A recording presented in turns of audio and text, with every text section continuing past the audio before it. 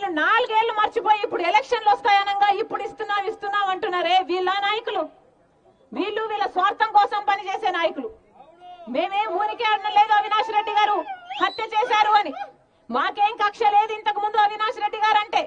అవినాష్ రెడ్డి గారు మా భాస్కర్ రెడ్డి చిన్నాయన కొడుకు, మా తమ్ముడు, ఓట్లేసి గెలిపించండి అని నేను కూడా ప్రచారం చేసి తిరిగిన దాన్ని. వివేకానంద రెడ్డి గారి హత్య జరిగిన రోజున పలానా వాళ్ళు హత్య చేశారు, పలానా వాళ్ళ హస్తం ఉంది అని మాకు తెలియలేదు. కానీ ఈ రోజు 5 సంవత్సరాలు గడిచిపోయింది. ఈ రోజుకి సిబిఐ, మేం కాదు చెప్తున్నది, సిబిఐ తేల్చిన విషయం అవినాష్ రెడ్డి గారు హంతకుడు, హత్య చేయించిన వాళ్ళు అని. అవినాష్ రెడ్డికి, హంతకులకి ఎవరైతే హత్య చేశారో హత్య చేపించిన అవినాష్ గూగుల్ టేక్స్ మ్యాప్స్ లో అన్ని సాక్ష్యాలు ఉన్నాయి. హత్య చేసిన వాళ్ళు, హత్య చేయించిన వాళ్ళు అంతకు ముందు రోజు కలుసుకున్నారు, హత్య జరిగిన రోజు కలుసుకున్నారు అని ఒకే లొకేషన్లు చూపిస్తున్నాయి.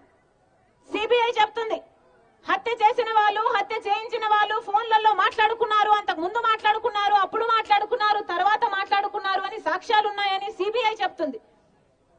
సిబిఐ చెప్తుంది హత్య చేసిన వాళ్ళకు, హత్య చేయించిన వాళ్లకు లావాదేవీలు జరిగాయి, అడ్వాన్సులు డబ్బులు కూడా ఇచ్చుకున్నారు, చేతులు మార్పిడి జరిగింది అని. ఇవన్నీ మేము చెప్పటం లేదు, మాకు తెలియదు. హత్య జరిగిన రోజే మాకు ఫలానా వాళ్ళు చేశారు అని తెలుసుంటే ఆ రోజే మేము చెప్పేవాళ్ళం, కానీ మాకు తెలియలేదు. కానీ 5 సంవత్సరాల తర్వాత ఈ రోజు సిబిఐ అన్ని ఆధారాలు బయట పెట్టిన తర్వాత కూడా ఈ రోజు వరకు కూడా అవినాష్ రెడ్డి అనే దుర్మార్గునికి ఈ రోజు వరకు కూడా శిక్ష పడలేదు. కారణం ముఖ్యమంత్రిగా ఉండి జగన్మోహన్ రెడ్డి గారి తన అధికారాన్ని అడ్డువేసి అవినాష్ రెడ్డి ఒక హంతకుడని తెలిసి కూడా సొంత చిన్నాన అంటే నాన్న తర్వాత నానంతటి వాడు, చిన్నప్పుడు ఎత్తుకొని పెంచిన వాడు, సొంత చిన్నానకు హత్యకు కారణమైన వాడని తెలిసి కూడా 5 సంవత్సరాలు వెనకేసుకొచ్చారు, 5 సంవత్సరాలు కాపాడుకుంటూ వచ్చారు. ఇది న్యాయమేనా? ఇది ధర్మమేనా? 5 సంవత్సరాలు ఒక హంతకుని కాపాడటం ఒక ఎత్తు అయితే ఇప్పుడు మళ్ళీ అదే హత్య చేసిన వాళ్ళకు ఎంపీ టికెట్ ఇస్తున్నారు. ఇది న్యాయమేనా? అది అడగడానికే. అందుకే రాజశేఖర రెడ్డి బిడ్డ ఈ రోజు అదే ఎంపీకి పోటీ చేస్తుంది. మీరు సమాధానం చెప్పండి. రాజశేఖర రెడ్డి బిడ్డ చేస్తున్నది తప్ప? ఇది మా ఇంటి విషయమా? ఇది మా కుటుంబ విషయమా?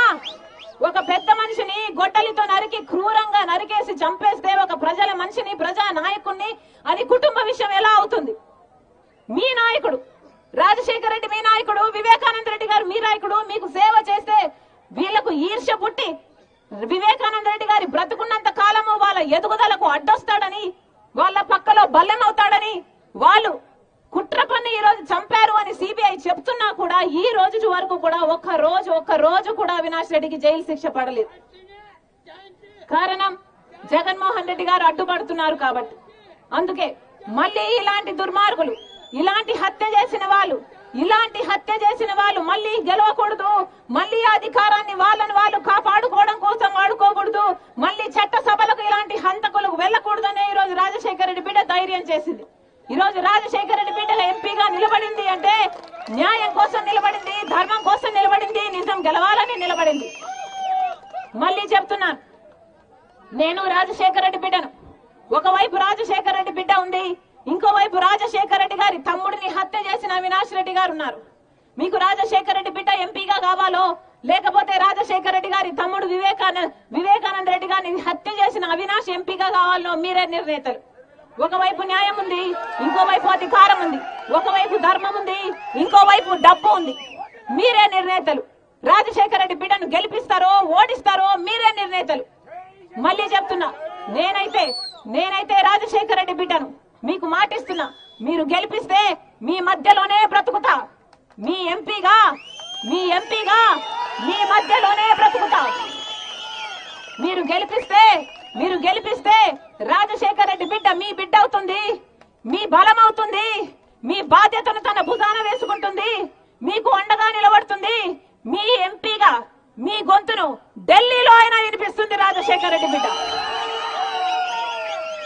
మీరు ఆశీర్వదించాలి, రాజశేఖర రెడ్డి బిడ్డను గెలిపించండి. న్యాయాన్ని, నిజాన్ని గెలిపించాలని ప్రతి అన్నను, ప్రతి చెల్లిని, ప్రతి అక్కను, ప్రతి తమ్ముని మీ రాజశేఖర రెడ్డి బిడ్డ